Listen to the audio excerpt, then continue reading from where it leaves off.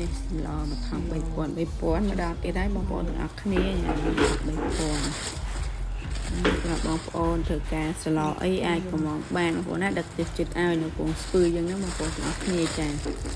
មានជាតិជូនបងប្អូនទាំងអស់គ្នាតែម្ដងចាគឺមានកែបបោកហើយមានស្លម្ជូរស្ពៃខ្មៅអានេះញោមស្ដៅអានេះឆាគ្រឿងថេងដែងទៅបងប្អូនទាំងអស់គ្នាហូបជាមួយខ្ញុំទាំងអស់គ្នាគឺចាអញ្ចឹងបងប្អូនទាំងអស់គ្នានៅគីអីចាម្ដុំភ្នំជៀលអីហ្នឹងអាចកំងបានបងប្អូនទាំងអស់គ្នានិយាយទៅកំង3មុខគឺរួចមកពេលតែម្ដងបងប្អូនទាំងអស់គ្នាចាសម្រាប់គ្នាច្រើនអីគឺស្រួលមែនតើបងប្អូនទាំងអស់គ្នានៅផ្ទះអីចារវល់ឲ្យបានធ្វើម្ហូបអីអាចកំងបានណា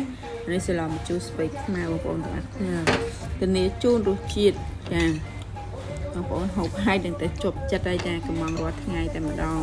អញ្ចឹងសម្រាប់ស្លយើងមានដូរមុខរាល់ថ្ងៃបងប្អូនទាំងអស់គ្នាមួយថ្ងៃ3មុខ4មុខទៅ5មុខអញ្ចឹងណាបងប្អូនទាំងអស់គ្នាអញ្ចឹងសម្រាប់បងប្អូនធ្វើការអាចកំងបានចាមើលតែមាត់អ្នកហូបទៅថាដឹងថាឆ្ងាញ់ប៉ុណ្ណាបងប្អូនទាំងអស់គ្នាចាគឺមិនដូចបាន